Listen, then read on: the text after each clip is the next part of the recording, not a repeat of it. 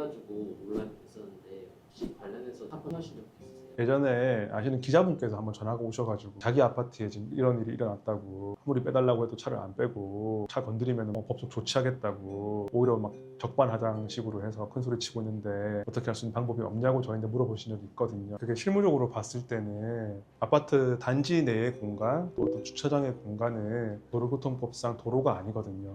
그렇기 때문에 경찰이 출동한다고 하더라도 공권력을 발동한다든지 어떤 법적인 조치를 할 수 있는 근거가 상당히 부족한 부분이 있었어요. 웬만하면 차를 좀 빼주십시오, 이렇게 하지 마십시오라고 권고 정도밖에 할 수 없었거든요. 그러니까 사실 소위 말하는 자력구제가 되게 문제가 됐었어요. 자력구제라는 건 뭐냐면 법이 없는데 이게 지금 잘못된 행위잖아요. 피해자들이 직접 어떤 조치를 하거나 또 뭐 항의를 하거나 하면서 일어나는 여러 가지 문제점들을 얘기하는 건데요. 좀 급한 경우가 있을 수 있잖아요. 반드시 차를 써야 되거나 아이가 아픈다거나 병원에 가야 되거나 여러 가지 일들이 있는데 그 사람 때문에 정말 중요한 일들을 놓칠 수도 있는 거잖아요.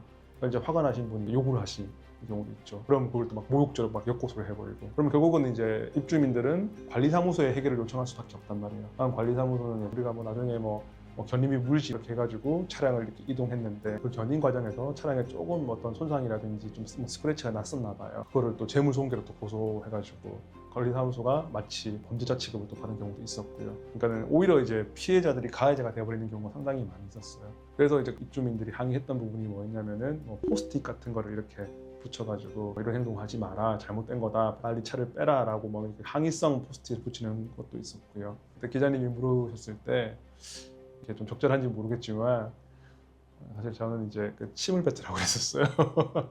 왜요? 이거 실무적으로 봤을 때 재물손괴가 성립되는지가 문제가 많이 된단 말이에요. 대법원 판례상 차량의 어떤 성능이라든지 효용을 해할 때 이제 재물손괴죄가 성립이 되는데, 그러니까 침을 뱉은 행위는 상당히 기분 나쁜 행위일 수는 있죠. 하지만은 세차를 하면은 그 침 뱉은 것은 다 이렇게 깨끗하게 없어지잖아요. 그렇기 때문에 침을 뱉은 것만으로는 효용을 해야 하는 데까지는 이르지 아니하였다고 판단해서 재물손괴죄 성립을 이제 부정한 판례가 있거든요. 그럼 이전에는 어떻게 했었어요? 이게 사실 또 이제 업무방해죄가 성립되는 경우도 있거든요. 형법상에 주차장 출입구를 막음으로 인해 가지고 타인의 업무를 방해할 수 있는 것들이 발생하잖아요. 차량을 운전으로 업무로 하시는 분들에 있어 가지고 업무도 안 될 거고, 또 그런 관리사무소라든지 아파트 관리 주체의 지하 주차장 관리 업무라든지 다 방해를 받을 것이고, 그래서 사실 이제 업무방해죄가 성립될 수 있는데 고소를 해서 경찰에서 조사를 하고, 또 이것이 송치되면은 이제 검찰에서 기소를 하고, 또 그 다음에는 법원에서 또 유죄 판단까지, 말 그대로 진짜 1년이 걸릴 수도 있는 거잖아요. 그러기에는 사실 이것이 너무 실효성이 없잖아요. 지금 이 문제를 빨리 해결해야 되는데. 그래서 이번에 이제 아파트라든지 상가에 차량을 정차해가지고 통행을 방해하는 행위들에 대해 가지고 견인도 가능하고 과태료도 최대 500만 원까지 부과할 수 있도록 주차장법이 개정되었어요. 이제 이 집행 절차가 관리자가 먼저 차주인데 이곳은 주정차 구역이 아니니까는 지금 이동해 달라고 먼저 공고하고요. 이에 불응 시에는 견인할 수 있거나 과태료를 부과할 수 있도록 관련법이 개정됐어요. 어떤 실효성이 좀 있어 보이세요? 법원의 어떤 판단이 나오기 전에도 바로 과태료를 행정처에서 부과할 수 있잖아요. 그러니까 훨씬 더 신속하고 좀 즉각적인 조치인 거죠. 그러니까 이 문제사항을 훨씬 더 실효적으로 해결할 수 있는 거죠. 그 법원에서 판단을 받는 것은, 형사처벌을 받는 것은 나중에 문제인 거잖아요. 진짜 말 그대로 1년 뒤에 2년 뒤에 문제인 거잖아요. 예전에는 손을 못 댔잖아요.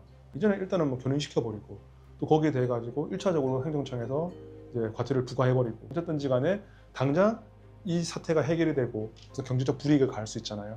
어떤 적절한 조치를 할 수 있는 근거가 이번에 이제 마련된 것들이니까는 사실 그것만으로도 저는 의미가 있다고 봐요. 이게 근본적인 문제가 뭐냐면, 나의 기분에 따라서 다수인데 어떤 불편이라든지 위험을 끼치는 것에 대해서 내가 아무런 제재를 받지 않는다.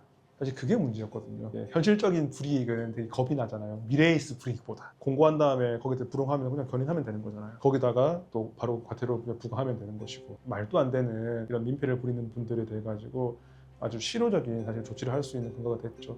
저는 근데 이 개정법이 개정됐다는 것보다 이 개정법을 좀 적극적으로 잘 운영하는 것이 필요하다고 생각해요. 사회적인 분위기를 만드는 게 되게 중요해요. 이제 내가 이런 것을 하는 것이 나인데 더 큰 손으로 돌아오겠구나, 내가 즉각적으로 불이익을 입고 거기에 대해서 내가 처벌을 받는 거구나 라는 그런 문화가 생기면은 아무래도 이런 부분들이 자제되고 완화될 수 있지 않을까라는 생각이 들거든요. 우리 사회의 어떤 문화가 나의 어떤 감정의 표출을 위해서 많은 사람들에게 불편과 위험을 미칠 수 있는 이런 행위에 대해서 조금 스스로 좀 삼가고 타인을 또 우리 공동체를 조금 배려하고 존중할 수 있는 그런 문화가 좀 자리 잡을 수 있으면 좋겠어요.